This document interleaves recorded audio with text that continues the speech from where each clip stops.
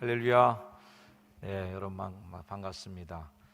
성경 봉독하는데 가만히 들으니까 하필 오늘 본문을 조인영 우리 집사님이 읽게 됐을까 하는 아쉬움이, 결혼도 안 한 우리 총각 집사님이 아내들아 남편들아 이러고서 성경 읽으니까 미안해요. 성경 본문 내가 잘못 선택했네. 우리 신천 집사님들이 성경 봉독하시는데 참 보기 좋습니다. 우리 조인영 집사님이 오늘 성경 봉독을 잘 해주셔서 목소리가 좋잖아요, 그죠?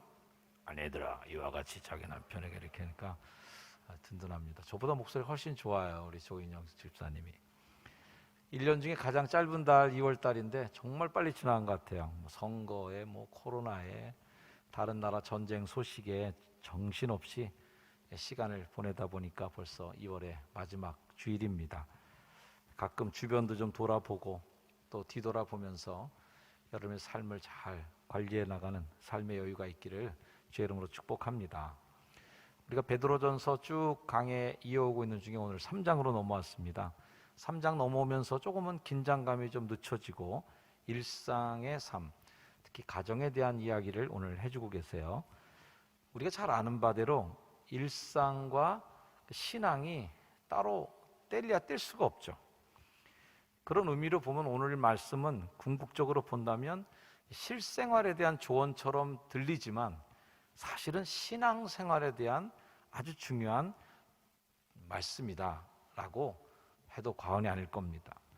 아내에게 하는 권면은 이래요. 쭉 다 아내 권면 다 하다가 마지막에 이런 건 하나님 앞에 값진 것이다. 아내들이 하고 있는 이 모든 것들은 하나님 앞에서 값진 거예요. 이렇게 칭찬해주고 있고, 남편들에게 쭉 권면 다 한 다음에 마지막 말은 뭐냐면 이는 너희 기도가 막히지 아니하게 하려 함이라. 이것도 영적인 일에 조언해 주는 거라는 거예요. 가정생활 잘하는 정도의 문제가 아니라 결국 이 모든 일상의 삶은 영적인 문제와 연결이 된다라는 말씀이죠. 이런 전제를 머릿속에 넣어두고 오늘 말씀 속으로 한번 들어가 보겠습니다. 성경 안에는 정말 다양한 부류, 다양한 종류, 다양한 삶의 영역에 대한 말씀들이 나와요. 장사하는 사람에게 필요한 말, 형제지간의 경제활동 속에 부모와 자식 간의 여러 조언들이 나오는 바, 오늘 이제 부부에 관한 말씀인데 부부에게 주는 성경 말씀들이 많이 있지만 특별히 이제 바울 사도도 부부에 대한, 가정에 대한 조언들을 서신에서 많이 하죠. 베드로와 바울의 가장 큰 차이가 있다면 바울은 결혼 안 하신 분이고 베드로는 이미 제자로 부름받을 때부터 이미 장가 가신 분이에요. 그래서 베드로의 장모를 예수님이 병을 고쳐주셨다라는 성경의 기록을 보면 베드로는 장가 들은 분이구나 라는 걸 알 수 있습니다.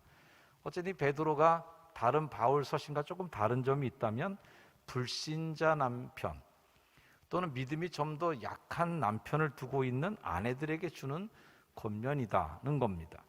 우리가 다 인식하다시피 우리 교회만 해도요, 성도의 구성 분포가 남자보다는 여성분들 훨씬 많습니다. 또 부부가 다 믿는 경우에는, 다 그런 건 아니지만 대충 보면 아내의 믿음이 남편의 믿음보다 조금씩 더 열심히세요. 그런 상황을 고려해 본다면 오늘 이 베드로서의 말씀이 한국교회에 주는 메시지가 분명히 있다라고 저도 생각합니다.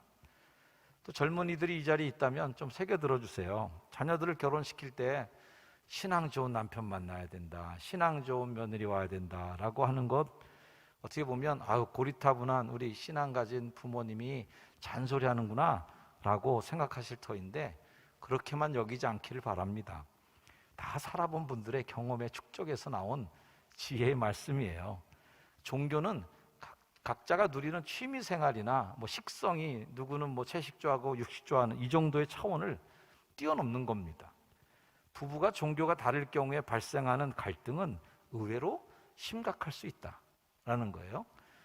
국가 간의 전쟁도 종교 분쟁이 가장 극렬한 전쟁으로 치달을 때가 많고, 국가 간이 아니더라도 한 민족 안에서 같은 언어, 같은 민족의 삶을 살고 있는 사람들끼리도 종교 간에 붙으면은, 갈등이 붙으면 이거 완전히 화약고에 들어가는 거랑 마찬가지로 아슬아슬하기가 그지없습니다. 그 정도로 이 종교의 문제는 일상생활뿐만 아니라 여러 분야에 걸쳐서 굉장히 예민한 문제인 거죠. 자, 먼저 성경은 아내들에게 권면이 시작됩니다. 오늘 이 성경 말씀 해석을 하는 데 있어서 성서학자들 간에도 의견이 분분해요. 성경 해석할 때 가장 기본 원리가 뭐예요? 삶의 자리를 보는 거예요. 이게 쓰여진 게 왜 쓰여졌고, 이것을 읽는 사람들은 누구고 하는 이 삶의 자리로 들어가서 해석해야 되는 거고요. 그러면 그 삶의 자리에서 해석한 걸 어디로 들고 와야 돼? 지금 여기를 들고 와서 그래서 어쨌다는 거야? 그때 그 말이 지금 나와 무슨 관계 있어? 라고 하는 적용의 문제가 있는 거죠. 그래서 삶의 자리의 해석과 적용의 문제의 간격이 멀어지면 굉장히 힘듭니다. 그래서 오늘 말씀은 페미니스트들에게는 굉장히 불편한 말씀이기도 해요. 1절에 이렇게 시작하죠. 아내들아 이와 같이 자기 남편에게 순종하라. 그럼 벌써 확 화가 나는 분들도 있을 수도 있어요. 아니 지금 시대가 어느 때인데 아직도 여필 종부야? 이렇게 이 말씀이 거부 반응이 확 오는 거죠. 순종이라는 단어 자체가 이미 기득권 사람들이 많이 쓰는 단어예요. 어쨌든 힘을 가지고 질서를 유지해야 되는 사람들은 야 순종해야 돼, 순종해야 돼, 그냥 하는 대로 시키는 대로 해야 돼 라고 강요하는 경우가 많죠. 압박을 받는 분이 피압박자들이 자발적으로 자 우리 이제 순종합시다 이렇게 나오는 사례는 거의 없다고 봐도 과언이 아닐 거예요. 어느 시대, 어느 문화권에서도 다 마찬가지처럼 당시 1세기의 그리스 로마 문화권에서도 아내는 남편에게 순종해야 한다는 것이 이제 원칙적으로 적용이 되는 그런 원리인데, 이는 그 당시에 국가관도 국가의 어떤 기준, 국가의 질서를 유지하기 위해서는 그 근간이 가정에서 나오는데, 가정에서 아내가 남편에게 순종하는 것부터가 질서의 시작이다 이렇게 봤던 시대였었습니다. 자, 그래서 이제 깊이 이 말씀을 들여다보지 않은 채 아내들아 남편에게 순종하라 라는 이 문장만 탁 보고 아 이거 뭐 그 당시의 세계나 그 당시에 일반 사람들이 생각하는 거랑 성경 말씀이랑 똑같네, 베드로도 별 수 없네, 그 당시 생각 그대로 그냥 얘기하는 거 아니야? 하지만 베드로는 그 당시 사회 통념에 편승해서 그저 단순하게 아내들에게 그냥 순종해 라고 말하는 게 아니라는 걸 알아야 됩니다. 사도가 강조하는 순종의 목적이 있어요. 그것은 분명한 목적이 있어요. 남편의 구원을 위해서죠. 1세기의 기독교인들, 특별히 여성들은 종교를 스스로 선택할 수 있는 상황이 아니었습니다. 아내들이 주도적으로 기독교 신앙에 나 혼자 교회 나갈 거야, 남편의 동의 없이 그렇게 한다는 것 자체가 엄청난 일이죠. 그런 행위가 벌써 남편을 거역하는 행위가 될 수 있었습니다. 사도 베드로는 그렇게 신앙의 문제로 인하여 발생하는 부부간의 갈등을 좀 긴장을 해소시킬 필요가 있게 느꼈습니다. 그래서 믿지 않는 남편이 가질 수도 있었던 반감을 좀 누그러뜨리기 위한 목적으로 순종을 얘기하는데 1장 전체를 한번 읽어보면 이래요. 자, 같이 한번 읽어볼까요? 시작. 아내들아 이와 같이 자기 남편에게 순종하라. 이는 혹 말씀을 순종하지 않는 자라도 말로 말미암지 않고 그 아내의 행실로 말미암아 구원을 받게 하려 함이니. 제일 힘든 전도가 가족 전도라는 거에 대해서 크게 고개를 끄덕일 분들이 많이 계실 거라고 생각합니다. 세상의 어떤 전도보다 내 식구 전도하는 게 제일 어렵다, 이 얘기 많이들 하세요. 저도 여기서 뭐 쫙 그냥 제가 스캔해봐도 우리 아내분들 남편 전도하려고 애쓴 가정들, 아직도 힘쓰는 가정들, 그리고 남편이 간신히 교회 턱걸이라도 들어왔더라도 그 남편 신앙 키워보겠다고 그저 열심히 지금도 기도하시고 애쓰는 분들 다 보입니다. 참 힘들어요. 어려운 과정이죠. 부부간에 더 어려운 것은 매일 마주치고 뭐 볼 거 못 볼 거 다 모으고 산 사이에서 갑자기 그 남편에게, 그 아내에게 영적인 이야기를 하고 그 사람의 인생을 바꿔나갈 수 있는 신앙을 가지라고 얘기하는 것 자체가 이거 상상만 해도 굉장히 어려운 일입니다. 그럼에도 불구하고 오늘 이 말씀에 의지해서 제가 권면드릴 수 있는 말은 딱 하나, 보여주라는 것입니다. 보여줘야 된다. 말로 논쟁하거나, 오늘 말씀 속에 나오잖아요. 말로 말미암지 않고 그 아내의 행실을 봐야 된다. 보여주라는 거죠. 잔소리 한다고 해서 신앙 가지는 남편 없습니다. 바가지 긁는다고 교회 나오는 분 없습니다. 이걸 전제로 하는 거죠. 특히 나이가 들고 자기 주관이 굳어지고 내 경험이 견고하게 딱 뿌리 박힌 사람 생각 바꾸는 거 어렵습니다. 가장 정도 되신 분이면 이미 사회생활 다 하고 있고 가정의 책임을 지고 있는 남성분들인데 어떻게 그 고집을 꺾고 경험을 넘어설 수 있겠습니까? 그래서 50대 이상의 분들은 절대 가르쳐서는 안 바뀐다. 이게 철칙이에요. 근데 50대 이상의 분들을 바꿀 수 없는데 유일하게 바꿀 수 있는 것이 보여주는 거랍니다. 보여주는 거. 그리고 경험시켜주는 겁니다. 그러면 바뀔 가능성이 있다는 거예요. 오늘 성경 말씀도 그거죠. 말로 말지 않고 아내의 행실을 봄이라 이렇게 되잖아요. 뭘 봐야 돼요? 너희의 두려워하며 사는 신앙, 정결한 행실을 보고 된다는 거예요. 믿지 않는 사람들이 믿는 우리들에게 보고 싶어하는 게 있습니다. 그게 뭐냐면 이거예요. 두려워하는 신앙, 하나님 무서워하는 그런 경건한 정결한 삶의 행실. 제가 설교 중에 많이 강조한 것처럼 우리는 교회 안에서 신앙생활하는 사람들끼리 보는 거지만 교회 밖에 있는 생활하는 사람은 여러분이 얼마나 기도 열심히 하는지, 예배 어떻게 예쁘게 잘 드리는지, 기도를 얼마나 잘하는지 아무도 본 적이 없거든요. 뭐만 봐요? 그냥 우리 행실을 보는 거예요. 네. 사도 바울도 우상에게 바친 제물을 먹냐 마냐 갖고 논쟁이 심했을 때 이런 얘기 했어요. 자, 우상에게 바친 제물, 바울이 볼 때는 아니 그 우상에게 바친 제물도 음식 아니야, 이거 다 하나님 거야. 뭐가 문제돼요? 아니 그 우상이 뭐 살아있는 우상도 아니고 다 죽은 신인들인데 그거 뭐 바친 거가 뭐 달라지나? 그냥 먹으면 되는 거지 라고 하는 믿음은 있었지만, 만일 내가 우상 숭배하는 사람들과 같이 앉아갖고 먹고 마시고 우상에게 바친 제물을 먹는 걸 보면 얼마나 초신자들이나 불신자들이 시험 들겠냐 해서 이렇게 얘기합니다. 그러므로 만일 음식이 내 형제를 실족하게 한다면 나는 영원히 고기를 먹지 아니하여 내 형제를 실족하지 않게 하리라. 보여줘야 된다는 거예요. 요즘에 뭐 술이나 이런 것들도 다 이제 완만한, 옛날처럼 술 먹으면 지옥가까지는 이제 아니죠. 그럼에도 불구하고 교회 집사님, 권사님, 장로님들 이런 분들 금주하시고 술 잘 조심해야 되는 이게 뭐예요? 안 믿는 사람들 실족하는 거예요. 니나 나나 똑같네 뭐 이렇게 가는 걸까? 위험한 거죠. 먼저 믿은 우리들의 행동 거지 하나하나가 불신자들에게는 종교를 선택할 때 큰 변수가 되는 겁니다. 더 조심하고, 그래서 더 조심해야 되는 거죠. 자, 그럼 행동 거지에 뭘 조심해야 되는가? 그 행동의 중심에 뭐가 있냐면 마음에 숨은 사람을 키워내라는 거예요. 구체적으로 세세하게 사도가 행동 지침을 제시하는데 아주 구체적이에요. 머리 꾸미는 것까지 다 잔소리하십니다. 너희의 단장은 머리를 꾸미고 금을 차고 아름다운 옷을 입는 외모로 그거 꾸며지는 거 아니다. 오직 마음에 숨은 사람을 온유하고 안정한 심령에 썩지 않을 것으로 해라. 자, 이 마음에 숨은 사람이라는 표현이 참 예쁜 표현이에요. 다른 표현으로는 속사람 또는 내면이라는 표현을 쓸 수 있을 것 같습니다. 아름다움은 명품에서 나오지 않는 거, 뭐 잘 아시죠? 격이 없고 품위가 없는 사람이 명품을 두르면 더 꼴이 사납습니다.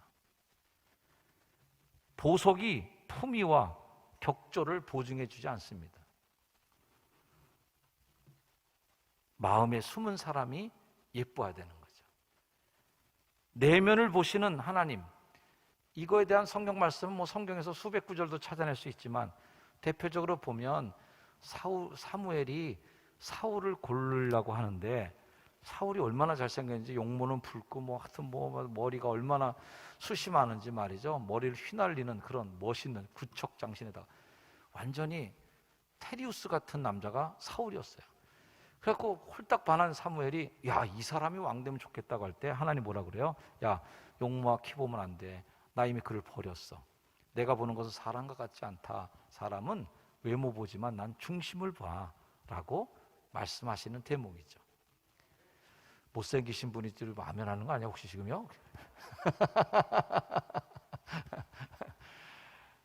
중심을 보시는 하나님, 그래서 외모로 마음의 아름다운 내 속에 마음에 숨은 사람이 예뻐야지 겉으로 드러나는 모습이 예뻐야 뭐 얼마나 가겠냐고요.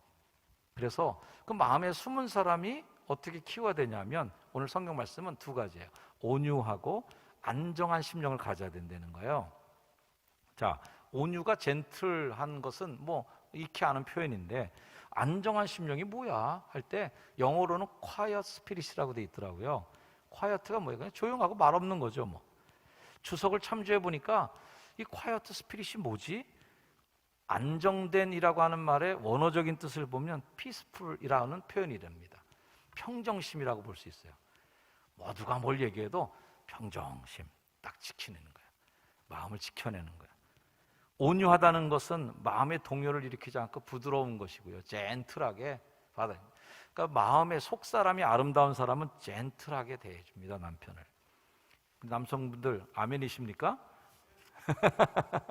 네, 젠틀하고 그 다음에 그 영혼이 피스풀하다, 안정적이다 라고 하는 겁니다. quiet한, 바가지 긁으시지 않기를 주의 이름으로 축복합니다. quiet 좀 해주세요. 여성분들 아무도 아멘 안 하네. 아멘 안 합니다. 온유하고 안정한 심령, 외부적 요인에 동요하지 않는다. 조변 석계, 뭐 7색조, 8색조 뭐 이런 얘기도 하시는데 여성의 마음은 하루에도 뭐 7번 반한다, 8번 반한다.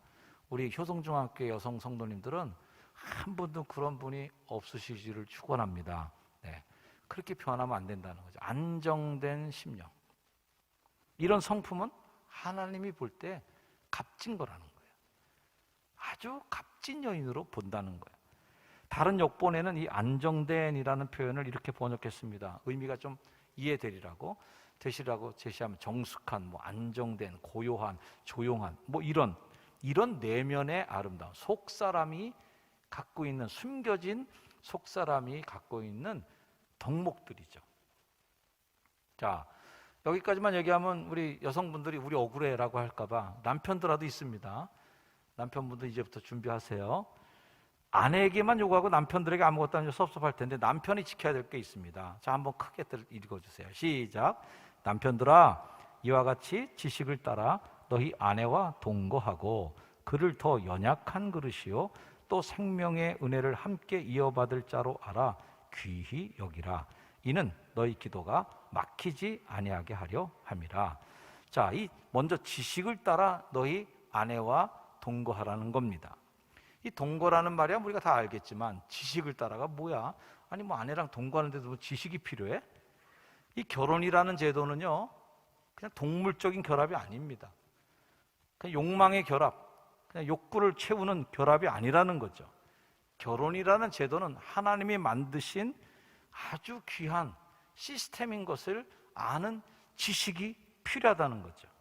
그렇게 해서 남편으로서, 가장으로서 자신의 지식을 따라 좀 알으려는 거예요. 가정의 원리, 부부의 원리, 자녀를 키우는 원리, 이런 것들을 남편들이 알라는 겁니다. 지난 금요일 날 우리 감리사 협의회가 일산에서 있었습니다. 우리 연해 31개 지방 중에 유일하게 여성 감리사님이 계세요. 일산 서지방 감리사님이 심호하는 교회 갔는데 그 감리사님은 자녀도 없으시고 오로지 청소년 쉼터를 운영하시면서 온 인생을 거기다 투자하고 사시는데 이 청소년 쉼터에 들어와서 같이 공동생활하고 기능을 가르쳐주고 재수를 가르쳐서 독립할 수 있는, 자립할 수 있도록 키워내시고 계신데 거기에 들어오는 이제 청소년들 주로 여성 이제 자매들이죠. 그 친구들 상처가 많은 친구들이겠죠. 옛날에 뭐 김광자 무슨 경찰 그 서장이 막 거기 집창촌 막 다 없앨 때 거기서 막 나오신 분들이 거기 찾아와서 집단 숙소되기도 하고 가서 여기 집단적으로 많이 이제 와서 사는데, 그분이 간증하는데 굉장히 마음이 좀 뭉클하고 굉장히 우리들이 감동을 좀 간증을 하셨습니다. 근데 거기에 들어와 있는 그 청소년들이 대부분 상처가 있는데, 그 상처의 대부분이 아버지에게 받은 상처가 많아요. 의붓 아버지에게 폭행당한 친구, 뭐 친아버지라도 거기에도 계속 뭔가 같은 억압받고 구박받고 폭행당하고 뭐 이런 상처들, 이런 상처들을 갖고 있기 때문에 집으로 가고 싶어도 집에 못 가는 친구들이 그렇게 있다는 거예요. 대부분이 아버지에게 받은 상처들이 많아요. 성폭행도 당하기도 하고 뭐 여러 가지 뭐 학대를 당하기도 하고, 그런 아픔을 갖고 있기 때문에 정상적인 삶을 살아가기 힘들어하는 친구들이라는 거죠. 결혼은 세상의 제도를 넘어서서 하나님이 만드신 제도라는 거 우리가 잘 압니다. 그래서 남편들은 해야 될 일이 뭐냐면 지식을 따라 너희 아내와 동거하는 겁니다. 잘 배워야 되죠. 가정을 알아야 되죠. 자식들을 잘 기르기 위해서 지식을 쌓아야 됩니다. 이것들아 하고 소리만 친다고 자식이 되는 게 아니에요. 아내한테도 큰 소리만 버럭 친다고 해서 그 집이 통제되는 게 아니라는 거죠. 그래서 그 앞에 지식을 따라 너희 아내와 동거하라는 말씀이죠. 아내가 남편에게 순종하는 것만 강조할 게 아니라 젓가락도 두 짝이 맞아지는 것처럼 손바닥도 쳐야 소리 나는 것처럼 아내는 남편에게 순종해 준다면 남편은 아내에게 지식을 따라 그를 존중히 여기고 더 연약한 그릇이기 때문에 귀히 여기라는 거예요. 집에서 뭐 스테인리스 그릇 설거지할 때는 그냥 닦아서 팍팍 던지시잖아요.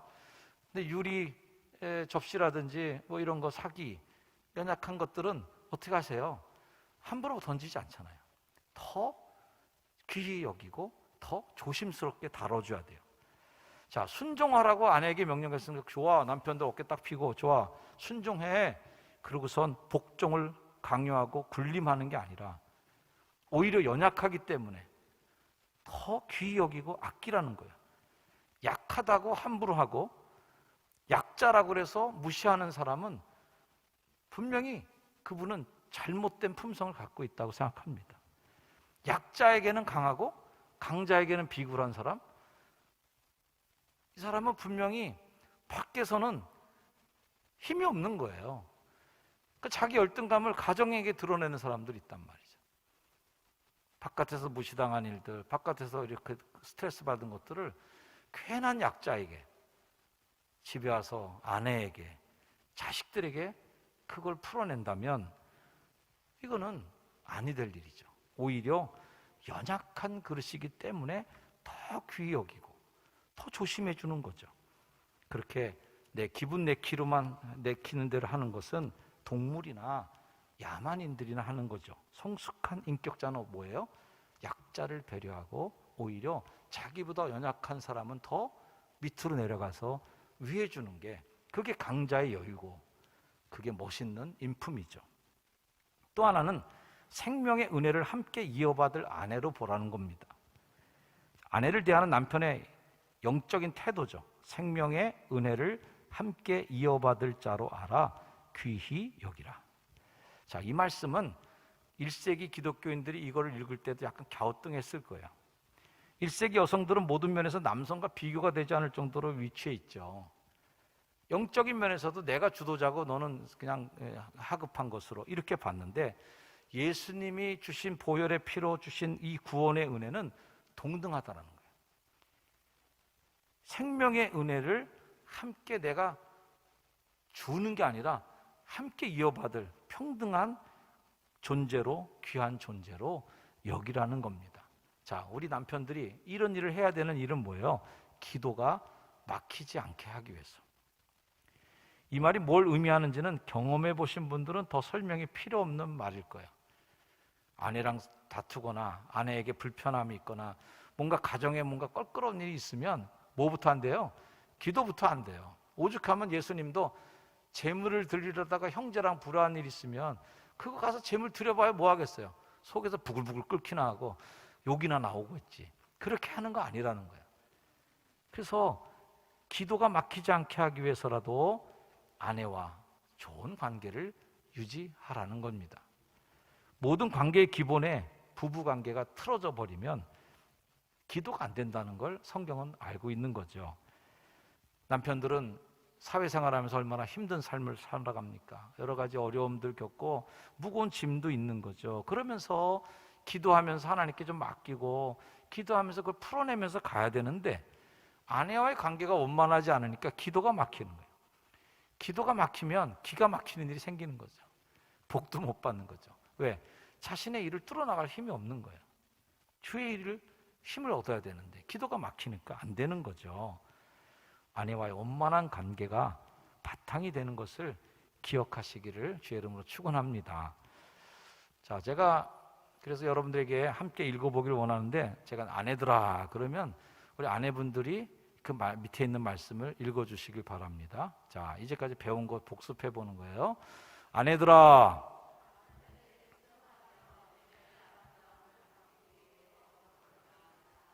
마스크 써서 입 안 보인다고 안 하고 있는 분이 있어요 지금. 나는 이 말은 죽어도 동의가 안 돼 하면서 입을 꽉 다물고 계신 분이 딱 지금 3분이 보였어요. 그렇게 하시면 안 되고 다시 한번 하겠습니다. 제가 아내들아 그러면 잘 말씀하세요. 혹시 부부끼리 앉아있는 분 있으면 얘기하는 거 똑바로 잘 들으시고요. 귀담아 들어주시기 바랍니다. 자, 제가 다시 할게요. 아내들아,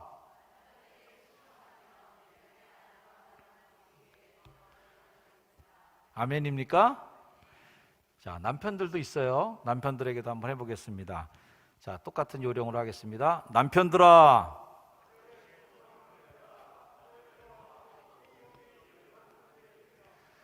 네, 우리 한 분만 열심히 하시는 것 같고 나머지는 그냥 이게 군기가 아직 안 들어간 것 같습니다. 자, 우리 남편분들도 똑바른 발음으로 한 번만 더 해보겠습니다. 시작. 남편들아,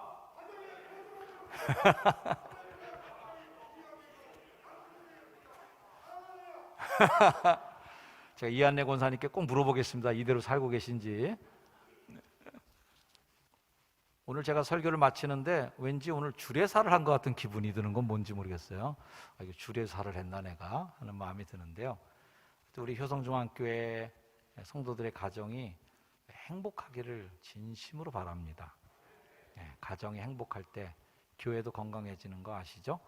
여러분들의 가정에 남편들은 남편의 몫을, 아내는 아내의 몫을. 아내들은 서운해하지 마세요. 아내들에 대한 말씀은 굉장히 긴데 남편들은 꼴랑 한 절밖에 없었다고 너무 서운해하지 마시고 남편과 아내 모든 분들이 정말 균등한 은혜 안에서 행복한 가정 잘 이뤄나가시기를 다시 한번 축원합니다. 기도하겠습니다. 하나님, 우리 행복한 가정을 이루는 복된 믿음의 가정들 다 되게 하여 주시고 부부간에 서로 사랑하며 정을 나누며 행복한 인생을 만들어가는 복된 삶들이 펼쳐지도록 오늘 성경 말씀에 있는 것처럼 남편에게 순종하며 내면의 아름다움을 가꾸는 여성들이 되게 하시고 남편들은 가정의 소중함을 깨닫고 아내를 더 아끼고 귀히 여기는 남편의 역할을 다 감당하게 하옵소서. 예수님의 이름으로 기도드립니다. 아멘. 일어나셔서 오늘 결단 찬양 찬양하시겠습니다. 1절만 찬양하겠습니다.